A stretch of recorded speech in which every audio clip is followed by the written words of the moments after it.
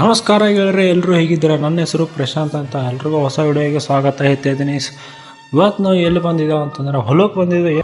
ಏನಪ್ಪಾ ಅಂತಂದ್ರೆ ಕಳ್ಳಿ ತಿಲ್ಲಕ್ಕೆ ಬಂದಿದ್ದೇವ್ರಿ. ಕಳ್ಳಿ ತಿಲ್ಲಕ್ಕೆ ಬಂದು ಹಂಗೆ ದೇವ್ರಿಗೆ ಶಮಾಡ ಅಂತಂದು ಇಲ್ಲೇ ಜರ ಕೂತೇವ್ರಿ. ಕೂತಿ ಜರ ಮಾತಾಡಿ ಆಮೇಲೆ ಶಮಾಡಿದವ್ರಿ. ಎದ್ದು ಶಮಾಡ್ಕಿಶನ್ ಕಳ್ಳಿ ತಿಲ್ಲಕ್ಕೆ ಮತ್ತು ತೊಗರನ್ ಬಂದೇವ್ರಿ. ತೊಗರನ್ ಸೀದಾ ಮಾತಲ್ಲೇ ಕಳ್ಳಿ ಹೊಲಕ್ಕೆ ಬಂದೇವು. ಕಳ್ಳಿ ನೋಡಿದೆವು. ಕಳ್ಳಿ ಕಾಯಿ ಆಗಿದ್ದಿಲ್ಲ, ತಿನ್ಬೇಕಂದ್ರೆ ಕಾಯಿನೇ ಆಗಿದ್ದಿಲ್ಲ. ಮತ್ತು ಜೋಳ ನೋಡಿದೆವು.